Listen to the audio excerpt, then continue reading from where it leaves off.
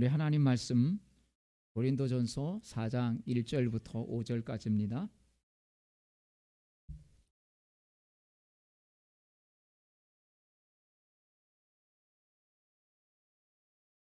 고린도전서 4장 1절부터 5절까지 말씀 한 절씩 교독하겠습니다.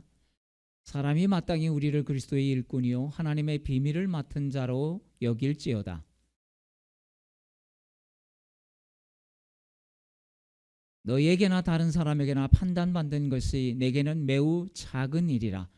나도 나를 판단하지 아니하나니 이로 말미암아 의롭다함을 얻지 못하노라. 다만 나를 심판하실 이는 주시니라. 같이 읽겠습니다.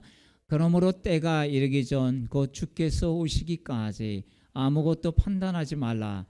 그가 어둠에 감추인 것들을 드러내고 마음의 뜻을 나타내시리니 그때에 각 사람에게 하나님으로부터 칭찬이 있으리라. 아멘. 붕해 때 오신 목사님이 대학 시절 이야기를 좀 해주었습니다.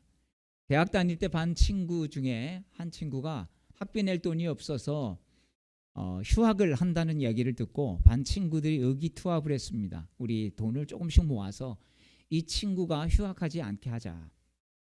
그런데 한 친구가 그렇게 반대를 하면서 돈을 내기를 거부했다는 것입니다. 근데 그 친구는 늘 그 당시에 누구나 신고 싶어하는 나이키 운동화를 신고 다니던 그런 친구였답니다.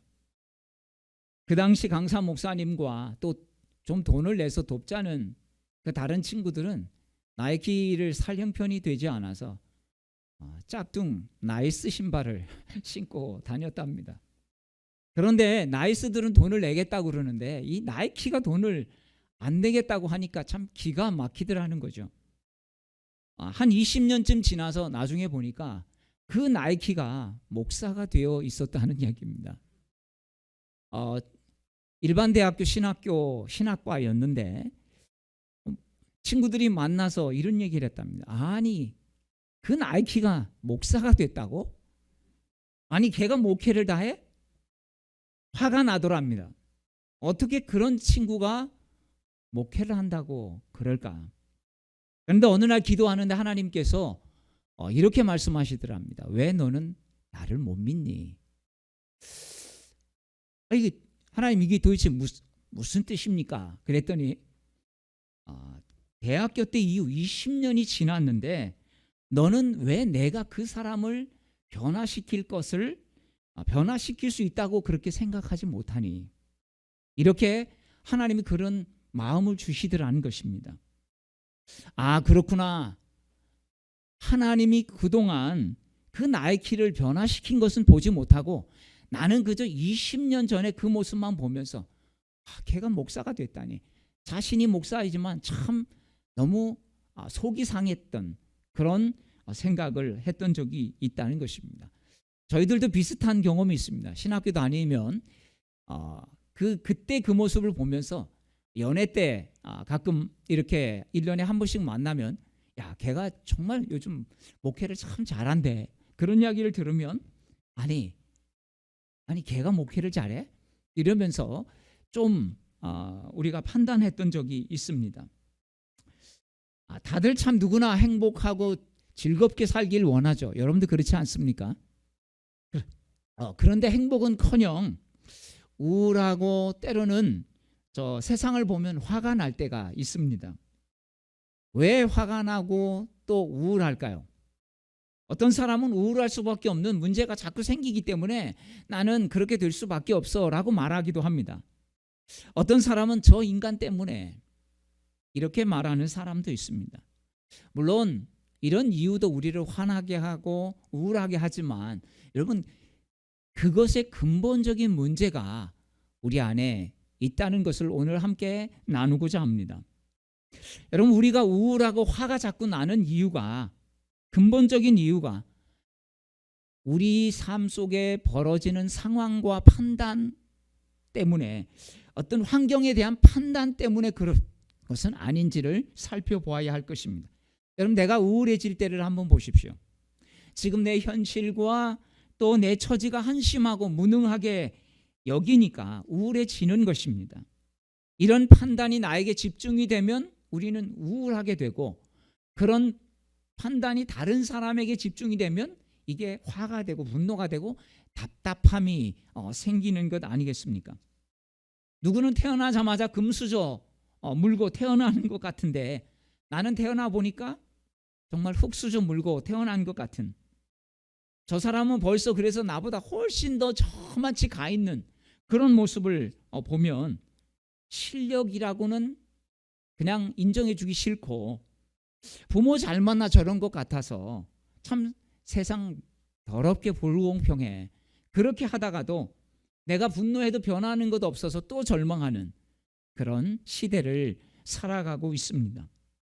여러분, 이런 우울과 분노가 느껴지는 공통점이 있습니다. 그것은 사람들이 내 상황, 내 환경만 보고 있다는 사실입니다. 우리에게는 주님이 우리를 보시는 그 시선이 필요한데도 우리는 이런 환경과 문제 몰입되면 그런 것들이 보이지 않을 때가 많습니다. 여러분, 믿음이라는 게 무엇입니까? 믿음은 내가 가진 것을 기반으로 내 자신을 보는 게 아니라 바로 하나님의 시선으로 내 자신을 보는 것입니다. 아멘. 하나님의 약속과 하나님의 은혜로 우리 자신을 바라보는 것이, 여러분, 이게 믿음의 시선인 것입니다. 그냥 뭐 된다, 이렇게 하면 된다, 이것만이 여러분 믿음이 아닌 것입니다.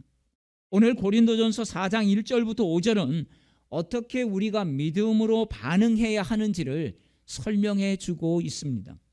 자, 오늘 말씀을 잘 이해하기 위해서는 이 고린도전서 1장부터 이 4장까지의 전이해가 필요합니다. 자, 고린도 교회 안에는 우리가 알다시피 여러 가지 분란이 있었습니다. 그런데 그 중에서 이 고린도 교회는 사람들이 바로 좀 나누어져 있었습니다. 바로 이 바울파, 그리고 아볼로파, 그리고 게바파, 즉 베드로죠. 게바파, 이것도 저것도 아닌 우리는 오직 예수님만 섬기겠다, 그리스도파, 이 네 개 파로 나누어져 있었던 것이죠. 고린도 교회를 세운 바울에 대한 어떻게 보면 향수와, 그래서 사도 바울이 떠나갔지만 사도 바울을 따르는 그런 사람들이 있었고요. 현재 담임 목사인 아볼로를 추종하면서 아볼로를 지지하는 그런 사람들도 있었고, 고린도 교회를 전혀 방문한 적이 없었지만, 아니 무슨 뭐 바울이 무슨 사도야, 무슨 아볼로가 사도야, 진짜 사도는 베드로지, 이래서 베드로를 한 번도 만난 적이 없지만 베드로를 따르는 사람들이 있었고, 야, 다 이도 저도 그건 다 틀린 거야, 예수님만 따라야 돼, 그러면서도 또 하나의 파가 생겼다라는 것입니다. 그러나 고린도전서 4장에 보면 바울과 아볼로 파만 언급하고 있는 것들을 보면 실제로는 이 고린도 교회 안에는 바울파와 아볼로파만 있었던 것을 볼 수 있습니다. 아니, 바울파와 아볼로파가 서로 대립하면서 문제를 일으켰던 것을 볼 수 있습니다. 아볼로파 사람들은 바울파 사람들을 향해서 좋지 않게 여기고 비난하였고, 또 바울파 사람들은 이 아볼로파 사람들을 좋지 않게 여기며 비난하는 상황이었던 것입니다. 자, 이런 상황 속에서 사도 바울은 고린도전서 4장 1절 2절에서 이렇게 말씀합니다. 같이 다시 한번 제가 읽겠습니다.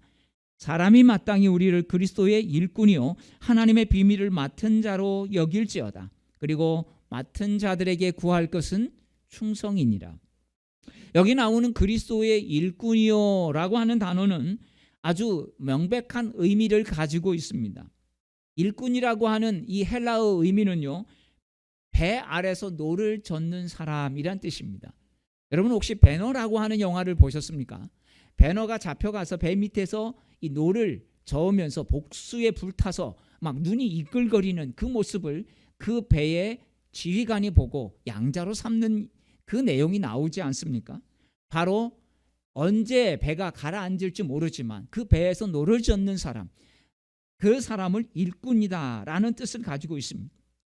그러니까 어떻게 보면 여기 일꾼은 종의 신분 중에서도 가장 미천한 종이라는 것입니다. 종도 등급이 있는데 가장 천한 종, 일꾼이라고 하는 단어를 쓰고 있습니다.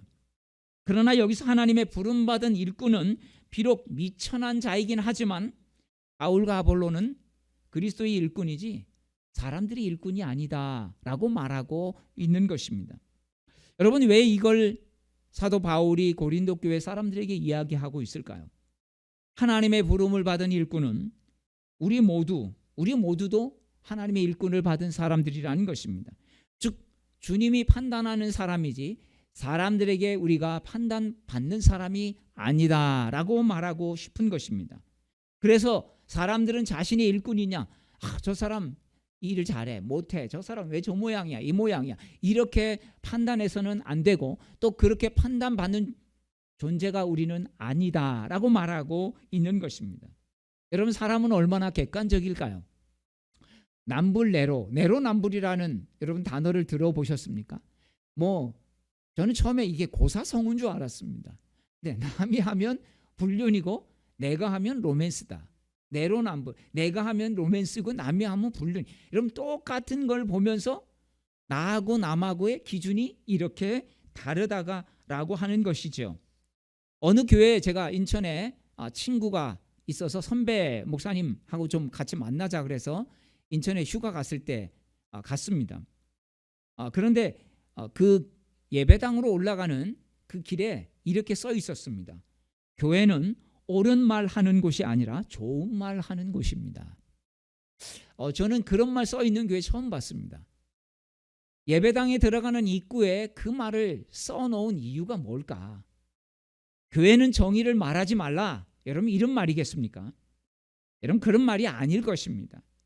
은혜가 없으면 우리는 자기 소견에 그저 옳은 대로 말하다가 분리가 일어나고 싸움만 할 수 있는 그런 존재라는 거, 우리는 그런 말을 잘 할 수 있는 존재라는 사실을 일깨워주는 말처럼 저는 그렇게 들렸습니다. 그래서 오늘 말씀에서 사도 바울은 우리가 사람에게 판단을 받을 때 어떻게 해야 하는가, 누가 뭐라고 해도 주님이 나를 어떻게 보시는가가 중요하지, 그렇게 생각하라는 것입니다. 또한 다른 사람들을 보면서 우리가 판단이 자꾸 들 때 하나님이 판단하시는 것을 내가 저 사람 보고 이랬다 저렇다 하면 안 되지, 그렇게 생각을 하라는 말이기도 합니다. 여러분, 하나님은 판단하시는 분이십니다. 그런데 우리는 판단을 받는 사람이지 누가 어떻다 저떻다 판단하는 사람이 아니라는 것입니다. 여러분, 우리는 세 가지를 판단받고 살고 있습니다. 첫째는 먼저 내가 내 자신을 판단하는 겁니다. 두 번째는 남이 나를 판단하는 거죠. 세 번째는 뭐겠습니까? 하나님이 우리를 판단하시는 것입니다. 여러분, 이 세 가지를 우리가 잘 정립하고 살아야 우리는 인생에서 평안을 잃어버리지 않을 수 있습니다.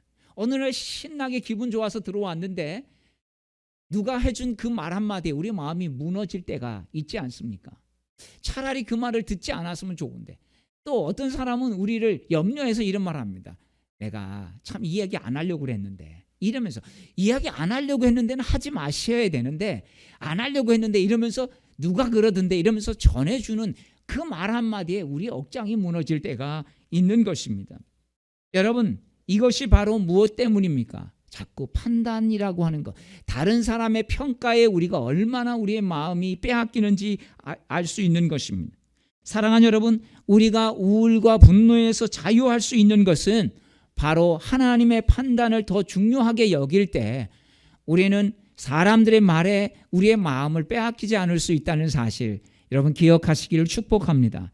사도 바울은 고린도전서 4장 3절에서 내가 나를 판단하는 것에 대해서 어떤 말을 주고 있습니까? 3절 말씀을 같이 읽어볼까요?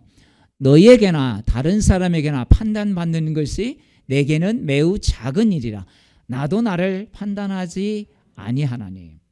여러분, 바울의 지혜를 배울 수 있기를 축복합니다. 두 가지를 말씀하고 있어요. 첫째는 무엇입니까? 바울은 나도 나를 판단하지 않는다. 여러분, 자기를 판단하다 보면 어떤 게 되겠어요?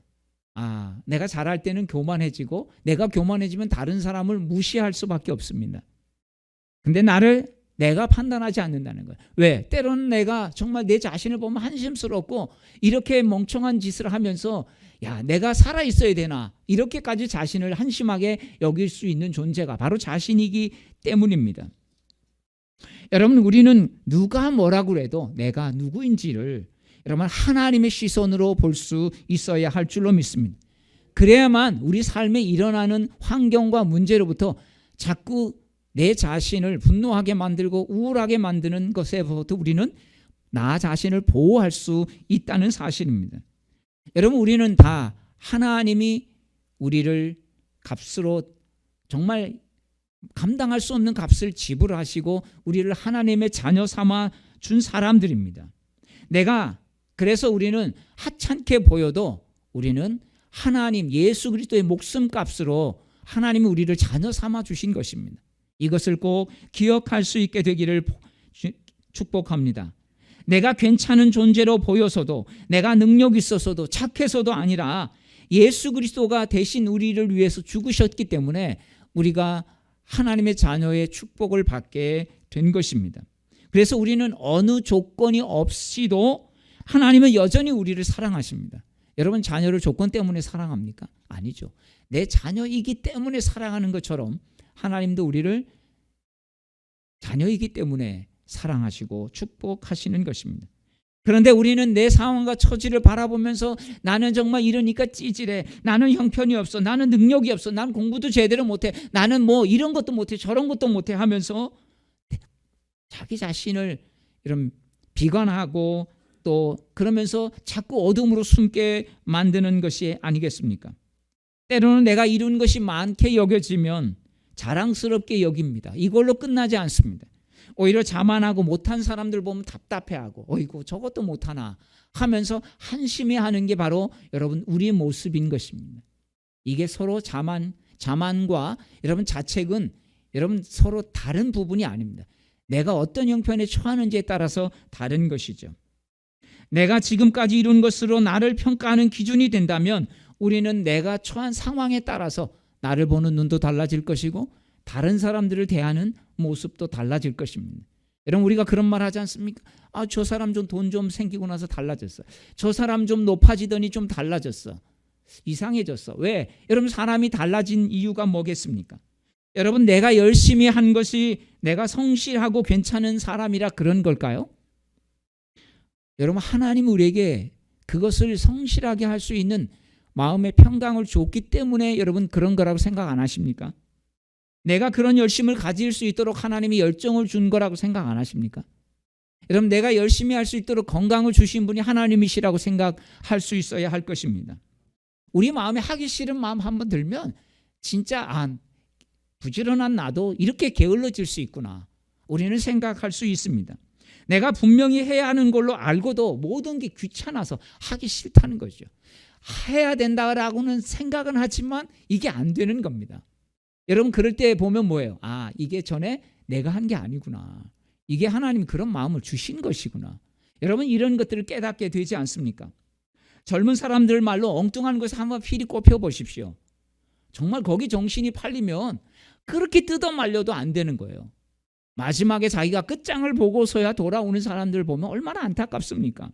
그러면서 뭐라고 말합니까? 내가 그때 왜 그랬는지 모르겠어. 내가 미쳤어. 내가 홀렸어. 정신 나갔어. 이렇게 말하는 사람들이 있지 않습니까? 여러분, 우리 뇌의 신경 하나만 건드려 보면 내 열심이 통할까요? 내가 성실한 게 통할까요? 제가 가끔 두통이 올 때가 많습니다. 그러면 아무것도 할 수가 없어요. 정말 머리가 아프면 할 수 있는 게 아무것도 없습니다. 내 계획대로 좀처럼 되지 않습니다. 그렇습니다.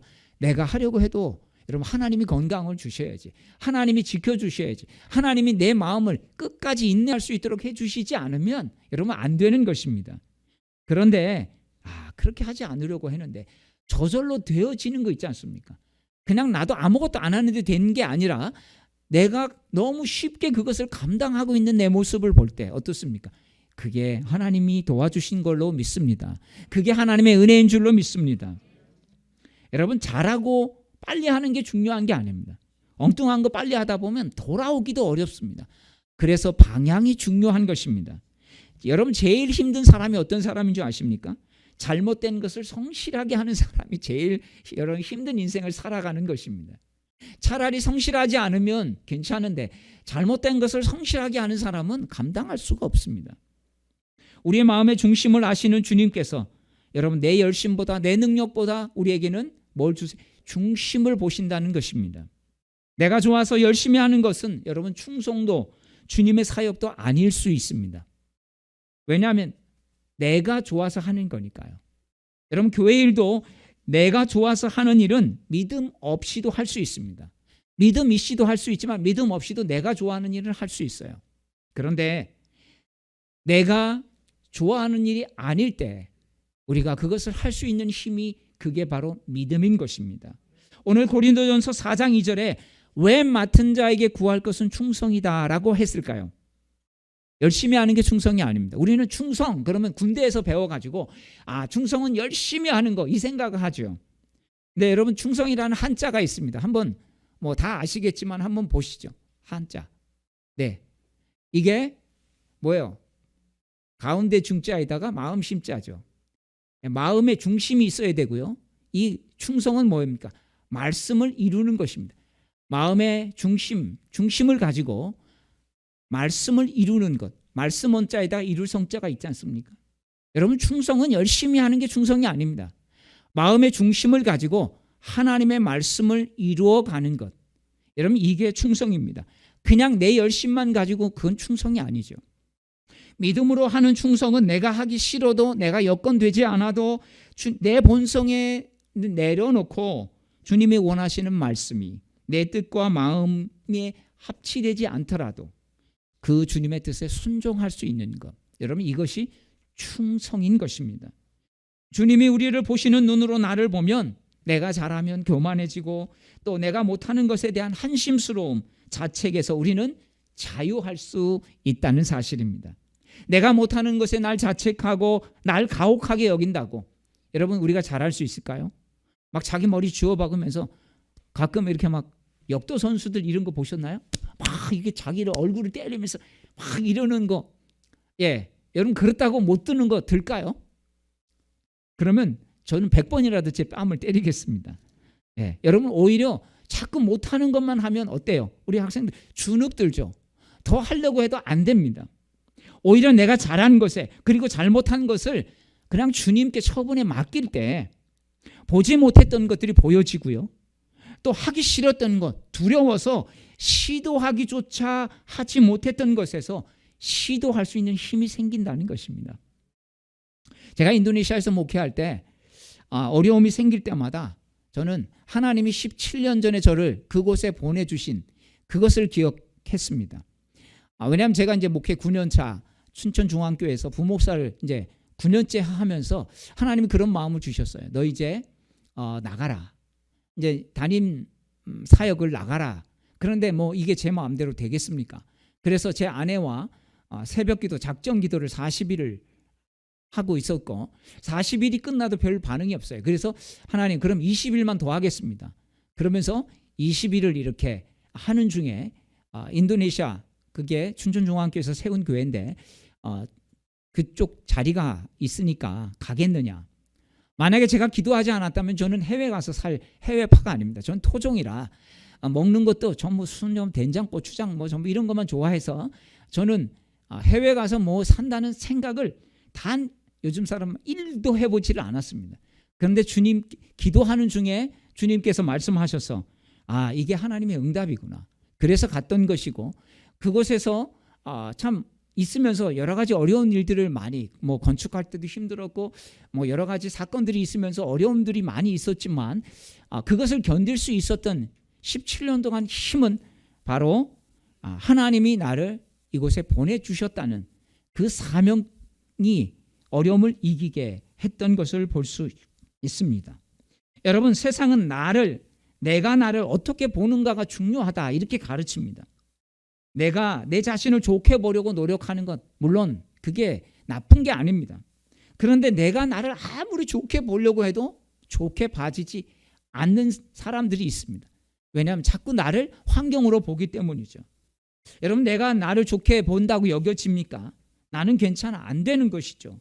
때로는 내가 나를 속이는 것이 될 수도 있습니다. 안 괜찮은데 자꾸 나보고 괜찮다고 하면 나중에는 이게 나를 속이는 것이 될 수도 있습니다. 하나님의 사랑을 의심하면서 때로는 나를 하찮은 취급을 하면서 자신을 비관할 수 있습니다. 또 어떨 때는 내가 좀 괜찮아지면 교만해질 수도 있고요. 그래서 바울은 자신을 내가 판단하지 않는다 그렇게 말하고 있습니다. 나를 판단하실 분은 누구시라고요? 하나님이시기 때문입니다. 그래서 뭐 좀 잘한다고 교만해지고 또 못한다고 질타하고 자책하지 않겠다는 것입니다. 사람들이 이렇다 저렇다 하는 것에 내 마음을 빼앗기지 않겠다는 것입니다. 그래서 오늘 고린도전서 4장 4절에 이렇게 담대하게 말합니다. 내가 자책할 아무것도 깨닫지 못하나 다만 나를 심판하실 이는 주시니라. 아멘. 여러분, 고린도 교회에서는 바울에 대해서 이러쿵저러쿵, 여러분 우리에게는 위대한 사도인데요, 고린도 교회에서는 바울에 대해서 참 뭐 이거 못한다 저거 못한다 이게 문제다 저게 문제다 이렇게 하는 사람들이 있었다는 것이죠. 예나 지금이나 참 사람을 판단하는 사람들이 있습니다. 바울은 사람의 말에 민감했다면 어떻게 됐을까요? 주의 일에 충성하기가 어려웠을 것입니다. 여러분, 어떤 말 듣고 나 안 해, 여러분 이런 생각해 본 적이 있습니까? 열심히 했는데 사람들이 나를 오해하는 거예요.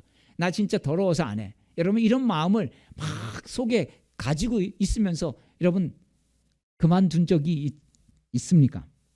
바울은 이렇게 흔들리지 않는 분명한 이유를 말씀합니다. 다만 나를 판단하실 이는 주님이시라. 아멘이십니까? 그렇습니다. 우리가 하나님이 주시는 은혜가 공급되면 주님께 집중이 되는데 은혜가 없으면 자꾸 사람 말이 더 크게 느껴집니다. 여러분, 어떨 때는 사람이 뭐라고 해도 괜찮을 때가 있어요. 왜? 그때는 내 안에 은혜가 있을 때죠. 은혜로 덮여 있으면 사람 말이 그래도 약간 거슬리기는 해도 그렇게 마음을 빼앗기고 내가 내 모든 걸 막 내려놓고 그럴 정도는 아닙니다. 그런데 은혜가 없으면 세상의 소리가 더 크게 들리는 것이죠.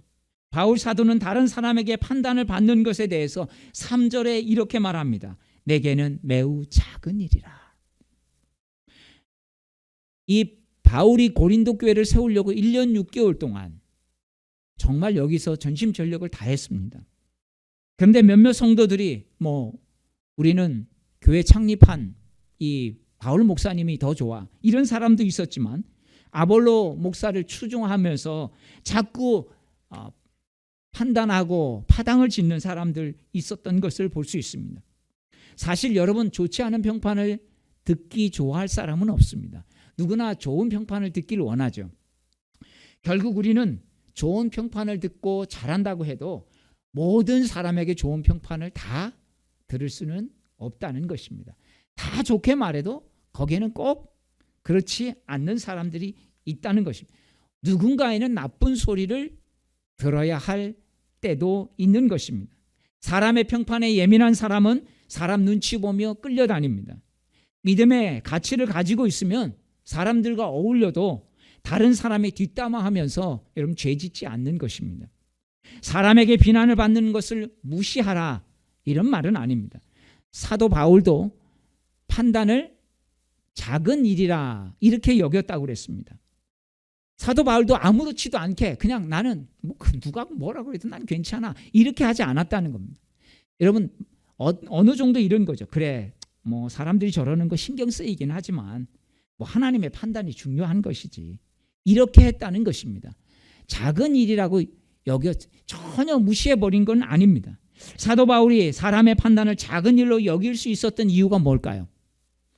자신을 보며 하나님의 판단, 하나님의 칭찬만을 더 크게 여겼기 때문입니다. 사랑하는 여러분, 우리 자신을 보면서 또 누가 우리를 뭐라고 해도 하나님의 칭찬과 하나님의 판단을 더 크게 여기는 저와 여러분들 되시기를 축복합니다.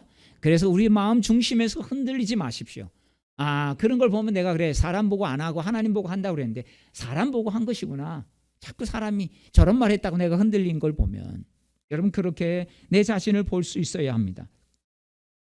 오늘 본문 5절은 이렇게 말하죠. 그러므로 때가 이르기 전 곧 주께서 오시기까지 아무것도 판단하지 말라. 그가 어둠에 감추인 것을 드러내고 마음의 뜻을 나타내시리니 그때에 각 사람에게 하나님으로부터 칭찬이 있으리라. 고린도후서 10장 18절에서는 이렇게 말합니다. 옳다 인정함을 받는 자가 자기를 칭찬하는 자가 아니요 오직 주께서 칭찬하시는 자니라. 아멘. 사도 바울은 사람들의 판단을 작은 일로 여기면서 오히려 감추인 것을 드러내실 주님이 오실 때는 그 칭찬, 그 큰 칭찬을 크게 여겼다라고 말합니다. 우리가 주님의 칭찬에 대해서 마음을 집중하면 여러분 다른 사람의 판단에 대해서 조금 가볍게 여기며 지나갈 수 있다는 사실입니다. 믿음의 사람은 그래서 5절 말씀을 기억하십시오. 주께서 오시기까지 아무것도 판단하지 말라. 아멘. 여러분 이 말씀을 듣다가 이런 반문을 할지 모르겠어요. 아니 그런 판단 안 하고 어떻게 일을 처리합니까? 뭐가 옳은지 그런지는 여러분 맞는지는 잘 판단해야 일을 제대로 할 거 아니겠습니까? 여러분 여기서 나오는 판단이란 뭔가 일을 잘하기 위해서 문제에 대한 판단이 아닙니다. 사람에 대한 판단인데 그것도 여기서 나오는 판단은 아나크리노라고 하는 건데요. 이것은 무슨 뜻이냐면 악의적으로 판단하는 걸 말합니다. 악의적으로 우리가 판단해서는 안 된다는 것입니다. 악의적으로 보려고 하는 것들, 여러분 우리가 그냥 순수하게 보는 게 아니라 악의적으로 보려고 하는 마음이 들 때가 있어요. 그럴 때 어떻게 해야 됩니까? 이건 내 마음에 지금 이거를 제대로 보려고 하는 게 아니고 내 마음에 다른 마음으로 그걸 보려고 하는구나. 색안경을 끼고 보려고 하는구나. 그렇게 봐야 한다는 것입니다. 그러면 내려놓을 수 있다는 것입니다. 사실 우리 안에는 내가 이해하기 어려운 부분 누구에게나 있죠. 우리가 다른 사람을 보면 여러분 어떻게 다른 사람의 모든 행동을 다 이해할 수 있겠습니까? 그래 저 사람이 저렇게 하는 이유가 있을 거야. 내가 알지 못하는 다른 이유가 있겠지. 여러분 이것을 피그말리온 효과라고 합니다. 그 사람의 이유를 알면 이해할 수 있다는 거죠. 근데 이유를 모르면 그냥 그것들을 넘어가기가 왜 도대체 저러나 이렇게 본다라고 하는 것입니다. 그래서 우리는 이런 말 듣고 싶어 하죠. 그래 수고 많았어. 정말 애쓰네. 잘하고 있어. 참 힘든 시대를 살아가면서 우리는 이런 말을 다 듣고 싶어 하죠. 그런데 여러분 우리는 내가 듣고 싶어 하는 말을 들으려면 어떻게 됩니까? 나도 다른 사람에게 그런 말을 해줘야 됩니다. 내가 대접을 받고자 하는 대로 너희가 남을 대접하라. 이게 예수님의 황금률이죠. 마태복음 7장 12절에 있는 말씀. 우리의 죄성을 어떻게 해야 이길 수 있습니까? 주님은 우리에게 만약에 내가 1년 동안 그렇게 지켜봤는데 넌 안 되겠어 도무지. 너 지켜보니까 넌 꽝이야. 내가 얼마나 너 참았는데. 여러분 만약에 주님이 우리에게 이렇게 하셨다면 우리가 어떻게 됐을까요? 지금 있는 이 자리에 있을 수 있을까요? 저도 제가 이 자리에서 계속 설교할 수 있을까요? 여러분 십자가에 매달린 강도처럼 마지막에도 주님께 돌아오는 사람이 있듯이 주님은 우리 한 사람 한 사람을 보면서 그래 끝까지 기다려보자. 하나님 우편에서 우리의 중보자가 되어주셔서 그래도 우리의 편이 되어주신다는 사실입니다. 마지막 주님 앞에 설 때까지 주님은 우리의 판단을 보류하십니다. 그런데 우리가 너무 사람을 쉽게 판단하지 않습니까? 그래서 우리 속담엔 참 좋은 것도 많지만 안 좋은 게 있습니다. 될성 싶은 나무는 떡잎부터 알아본다. 여러분 이게 뭔가 사람의 가능성에 대한 이야기지만 여러분 어떻게 떡잎부터 그 사람 알아보면서 저건 될 놈이다 안 될 놈이다 이렇게 우리가 쉽게 판단할 수 있겠습니까? 여러분 사람은 언제든지 뒤집어지면 그 사람은 정말 우리가 상상할 수 없는 그런 일들을 할 수 있는 사람인 것입니다. 세계 역사, 우리나라 역사를 바꾼 사람들을 보면 정말 그 인생이 주님 만나서 사도 바울도 뒤집어져서 그렇게 된 거 아닙니까? 저거 보면 싹이 노래. 여러분 그랬다면 여러분 사도 바울이 탄생하지 않았을 것입니다. 어떤 분이 이런 고백을 했습니다. 20대는 세상을 바꾼다고 돌을 들었고 30대는 아내를 바꾼다고 눈을 치켜들었고 40대는 자식을 바꾼다고 매를 들었고 50대는 바꿔야 할 사람은 나임을 알아. 드러났던 거 다 내려놓았다. 50 넘고 60 넘어도 아직도 들고 계신 분 혹시 계십니까? 여러분, 바꿔야 할 것은 정작 나인데 우리 주변만 바꾸려고 했고 사람들만 바꾸려고 했고 문제만 상황만 바뀌기만을 기대했다가 여러분 우리가 힘들고 때로는 우울하고 때로는 안 바뀌는 거 보면서 분노하고 여러분 그렇게 살고 있지는 않습니까? 농부들은 봄이 오기 전에 이제 농사지을 씨앗을 준비하죠. 어떻게 준비합니까? 하나님, 이 종자가 땅에 심어져서 아름다운 열매가 낳기를 원합니다. 그래서 그 종자를 고르지 않습니까? 여러분, 우리 인생도 더할 나위 없이 정말 중요합니다. 이제 좋은 종자를 골라서 우리가 우리 인생 가운데 심어야 되지 않겠습니까? 어떤 것을 심겠습니까? 로마서 8장 7절에 보면 육신의 생각은 사망이요 영의 생각은 생명과 평안이니라.